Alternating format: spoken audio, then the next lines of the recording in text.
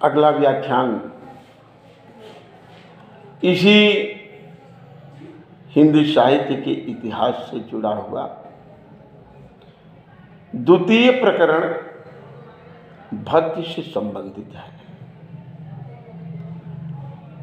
यह प्रश्न भी आपके यहाँ परीक्षा में किया जाता है कि भक्तिकालीन काव्य की प्रमुख प्रवृत्तियों का उल्लेख कीजिए या भक्तिकालीन काव्य की विशेषताओं पर प्रकाश डालिए या भक्तिकाल स्वर्ण युग है, इस कथन की विवेचना कीजिए।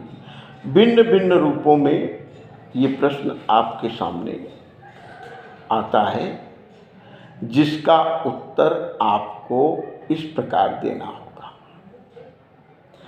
कि हिंदी साहित्य का भक्तिकाल आदिकालीन साहित्य के परिणाम स्वरूप उदित हुआ।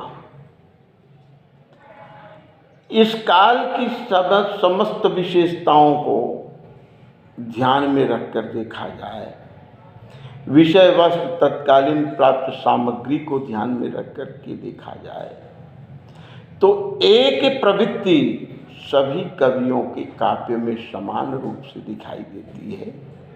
वह है भक्ति की प्रधानता। कबीर, जायसी, सूर, तुलसी आदि भक्त प्रतिनिधि कवियों का आगमन इसी युग में हुआ और उन सब ने अपनी भक्ति प्रधान रचनाओं के माध्यम से समाज का प्रतिनिधित्व किया। भक्ति दो रूपों में विकसित हुई। प्रारंभ में निर्गुण भक्ति और तत्पश्चात सगुण भक्ति का आगमन हुआ। निर्गुण भक्ति के अंतर्गत कबीर, नानक, मलुका, रैदास, भीखा आदि कवियों का नाम सर्वोपज रहा है। इन्होंने आकार प्रकार युक्त किसी ईश्वर को अपना आराध्य न मानकर इन्होंने अवतारवाद से परे निर्गुण, निराकार, निरालंब, अजन्मा, निरंजन रूप ब्रह्म को अपना आराध्य ईश्वर रूप में माना और ध्यान को केंद्रित कर, एकाग्र कर इसी ईश्वर में अपने ध्यान को लगाने की बात कहे। निर्गुण शब्द का अर्थ ही निर और गुण, यानी जो गुण आकार प्रकार रूप आदि से निर यानी परे हो, वह निर्गुण है। तो प्रारंभ में जो भक्ति उत्तर भारत में प्रचारित प्रसारित की गई,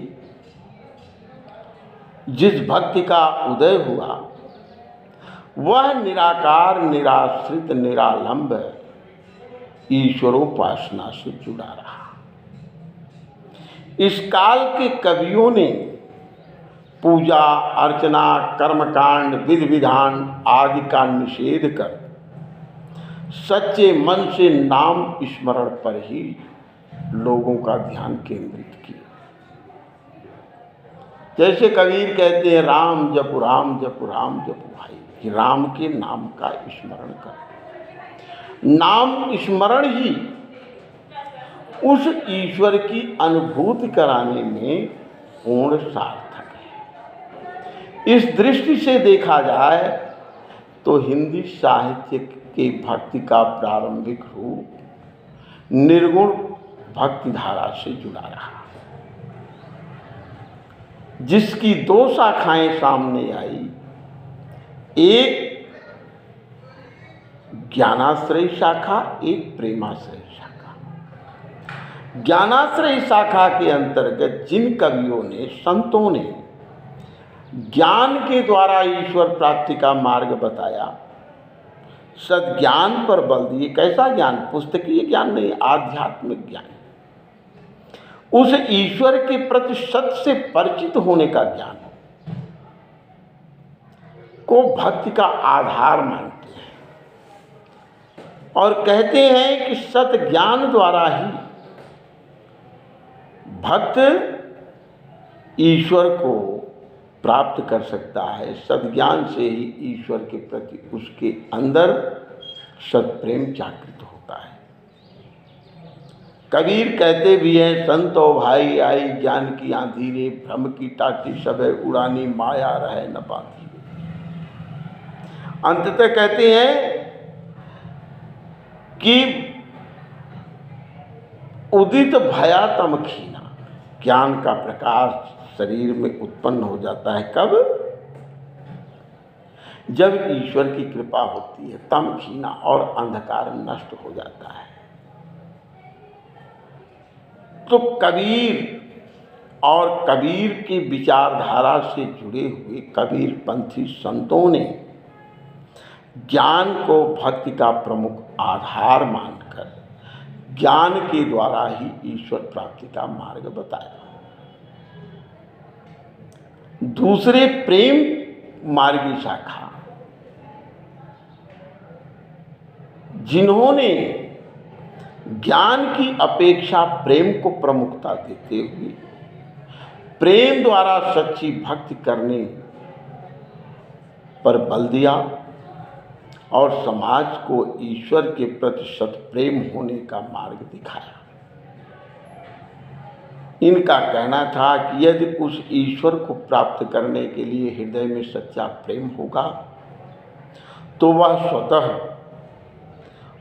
सत्मार्ग को अपना करके उस ईश्वर तक, अपने अभीष्ट तक पहुंच सकता है। जायसी, कुतुबन, मंझन इसी श्रेणी के, इसी प्रकार के कवि हैं जिन्होंने प्रेम के द्वारा ईश्वर प्राप्ति का मार्ग बताया। जायसी का पद्मावत इसी प्रकार की प्रेरणादायक भक्ति प्रेम मार्गी भक्ति परंपरा से जुड़ा हुआ काव्य है। तो ये सामान्यतः भक्ति का उदय जिस श्रेणी में, जिस रूप में हुआ, वह निर्गुण भक्ति के रूप में स्थान प्राप्त किया। शेष प्रसंग पर अगले व्याख्यान में बात करेंगे। धन्यवाद।